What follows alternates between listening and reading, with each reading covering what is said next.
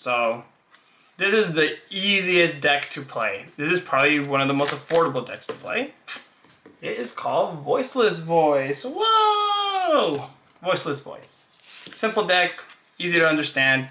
Let's get it, baby. So let's do the main deck, guys. Get these out of the way. Low, your heart and soul of the deck. Able to place a spell or trap and use it as material and special summon himself from graveyard as ritual summon. This is really, really good. Obviously, you play him in defense mode because he's a 2050 big fucking defense monster. And yeah, this is just overall a good card. Like, for that deck. The best card in that deck. And since that is the best card of that deck, I play the Diviner package. I feel like this is almost mandatory for sure, because you could special summon Voiceless from deck, which is like extremely good. 10 out of 10 would recommend. Like, and what makes this deck really good too, with this next format coming up, is it doesn't lose to Mold Charmy. At least the deck one.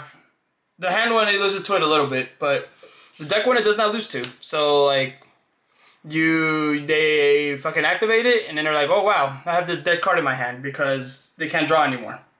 Not even a 1-for-1.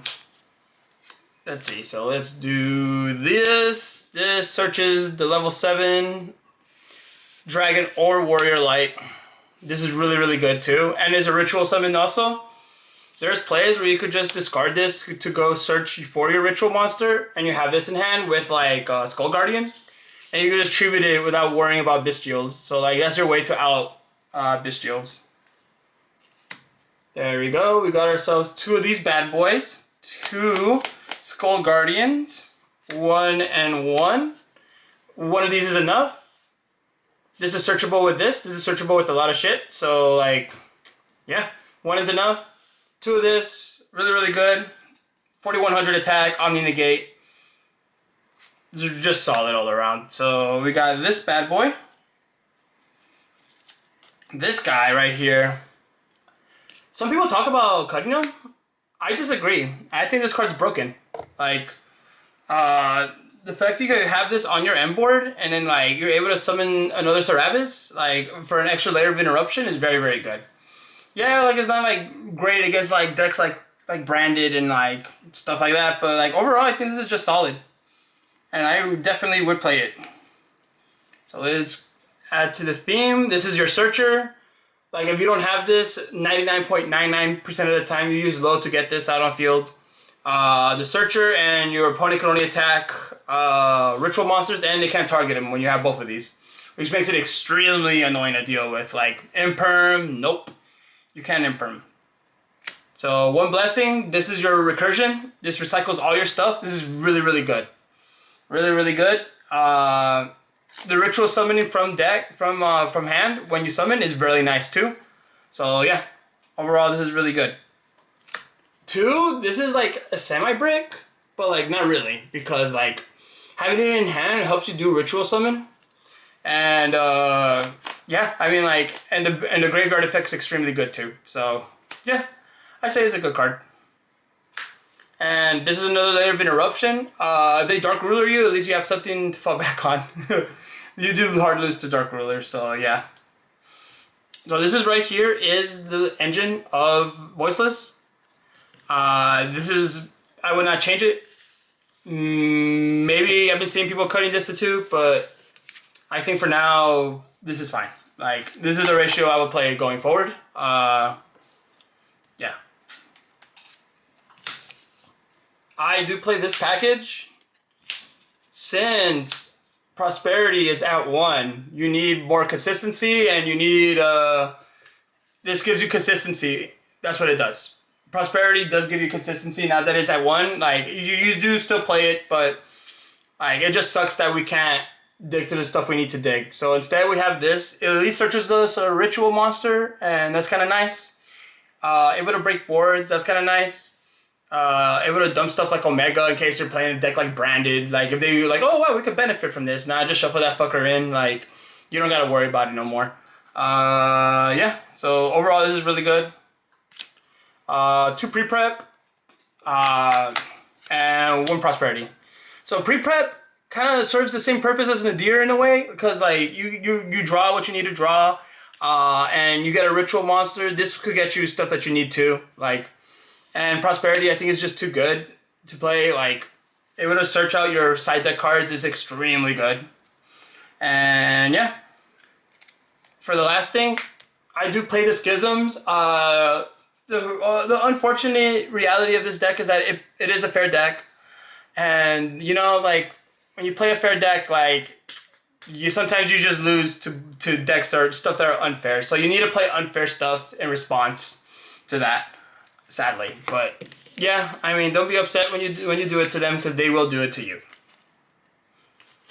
So, let's see. We got ourselves 3 Ash, 3 Veilers, Dominus, and this guy. So what I like about Dominus is that it stops activated effects. So if you have like Winda and you activate from hand, Winda will still be able to activate, or not activate, but still has this effect to that your opponent can only special summon once. So this is really nice to have. Imperm, extremely good. Veiler, they're both negates, like, they're solid. And Ash Blossom's too generic not to pass up, but these are like a little bit low impact hand traps, so on my side I do have like higher impact. You know what, speaking of which, I should just go to it. Fuck it. So this is it for now. Obviously with every side deck, it is subject to change. It is always changing, ever changing. So we got Nib, Droll, Cosmics, Harpies for back row decks. This is just blowout cards, like, especially going first, these are extremely good. To have an end board and able to end on this is like really nice. Some dudes borrowing my Wolf Charmies, so I mean, like, it is what it is, but like, this deck's still more than functionable. We got 3 Judgments, 1 and 1. This is perfect. Floodgates. You do lose to board breakers, so having a Solemn is nice to have. So yeah, that's literally it for that. We play for the extra deck, Dynamondo. I'll save that for later. This, Anima, right? And then those are the links. This will help you like 1-card combo with Low. Low is a 1-card combo with this. Maybe 2 cards, I remembered. This takes monsters. This you end on it, and you can shuffle your stuff out. Like, it's really good.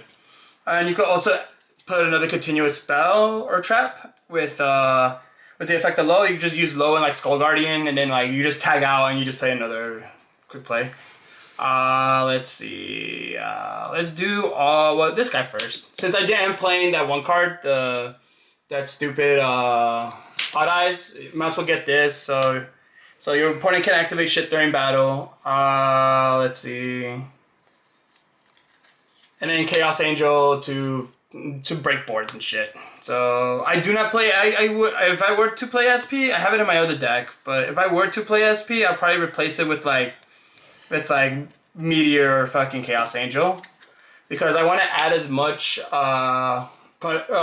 targets for my Nadir as possible. I was thinking of playing Ultimate Slayer too. I just feel like hand traps are just way better now than anything they have now. So like, unfortunately, but that's how the game works. From Farragut, Omega, this guy, Garura. You could probably take out one of this Entist for SP. That's probably what I would do. Winda to do the thing, this, and that. This is the lock right here. If you're playing Schism, it's mandatory to play that. To pop, going second. In case you're playing some like graveyard-centric deck. Draw, and fucking Searcher. So yeah, that is my list. This deck is still competitive. It is still a good deck. I still would play it from time to time, and it is really helpful. Especially if you're new to the game, I do recommend you play this deck. It helps you with interactions, helps you with learning the game, like how things are supposed to be done, like where you interact with what. Like, this is just a fair deck to play. And yeah, I will post more videos, guys. Peace out.